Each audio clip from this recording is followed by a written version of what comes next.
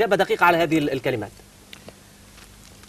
هذه خرافة لو تصور حتى في السينما لم تقنع أحدا في الجزائر، لأن ما فيه أي شيء من هذا النوع على الصعيد اللي هو يتكلم عليه.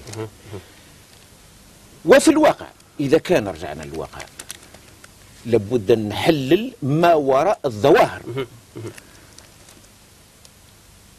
من هو اليوم الحليف الموضوعي للقوى الاستعمارية، سواء المكشوفة سواء المبيتة؟ الأنظمة الحاكمة. الحليف هو الحركة الأصولية. عجيب عجيب طبعا، عجيب غريب. بالنسبة لمن لا يقبل هذا. غريب. هو الحركة الأصولية لأنها تعمل من أجل إضعاف الجزائر، من أجل إضعاف اقتصادها، من أجل تفكيك مجتمعها إلى غير ذلك. هذا هو الواقع. أما ما يسمى بالبعد، ما تسمونه، ما يسميه البعض بالبعد الحضاري، وهو السطح الحضاري، إن لم يكن العرب الإسلامي، إن لم يكن مبنيا على قواعد الصحيحة، إن لم يكن مبنيا على ديمقراطية حقة، على تقدم اقتصادي اجتماعي ثقافي، على أساس العمل، على أساس الثقافة، على أساس العلم وطلب المعرفة إلى غير ذلك، فالجزائر تنهار، وهو ما واقعنا الآن تحت ضغط الإرهاب، وبطبيعة الحال تحت ضغط النظام الريعي البيروقراطي، وهذا في صالح الدوائر الاستعمارية. هذا ما هو في صالح الدوائر الاستعمارية.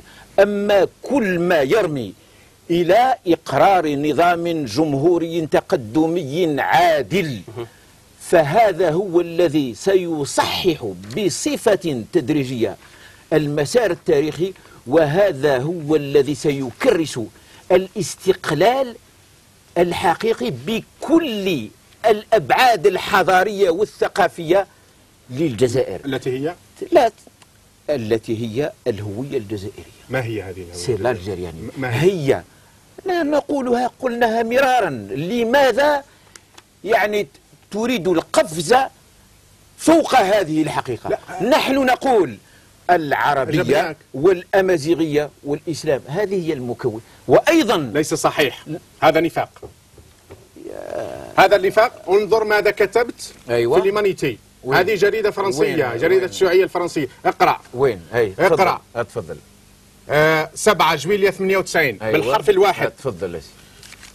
إن الإسلاميين والمحافظين في النظام ما زالوا يفرضون على المجتمع الجزائري ما يسميه مصطفى الأشرف استبدال الهوية. هو يقول نعم. بمعنى آخر استبدال جزائرية الشعب الجزائري التي شكلت عبر التاريخ بهوية مستوردة. ما هي هذه الهوية؟ الهوية العربية الإسلامية. أنت تقول عن الهوية العربية الإسلامية بأنها مستوردة. ممكن الآن أنني أجيب. لا، دعني أكمل. هل ممكن؟ دعني أكمل. لا، أنا أعرف ما كتبت وأتحمل مسؤوليته. هل هذا صحيح هذا الكلام أم لا؟ وأتحمل مسؤوليته على الإطلاق. لا يجيب. تعرف هذا هو الدوران بتاع الشيوعيين والاستقصاليين. تجد قلت لك قاعدة ما يطلبه المستمعون. يعني هنا الآن ينكر جريدة الشيوعيين والاستقصاليين جريدتهم، يعني هذا عنف كلامي منك. كيف عنف كلامي مني؟ اسمح. واجهك بحقيقة تقول عنف كلامي. الحقيقة هي أنت كنت تقول الآن الحقيقة هي هذه. الهوية الجزائرية هي العربية والإسلام والأمازيغية وبعدها الإفريقي والأوروبي والمتوسطي. هذا هو وبطبيعة الحال رغبة الجزائر في الاندماج في إطار العولمة، يعني في إطار العالمية بكل مظاهر. طيب هذا كلام مهم. أنت تنكر أنك قلت بالحرف الواحد لا substitution à l'algérianité historiquement formée du peuple algérien d'une identité d'importation exclusivement arabo-musulmane. باستثناء. يعني أن الهوية العربية الإسلامية تقصي الأبعاد كما فرضت، أقصت الأبعاد الأخرى مستوردة. أنت قلت أنها مستوردة. هل هي مستوردة؟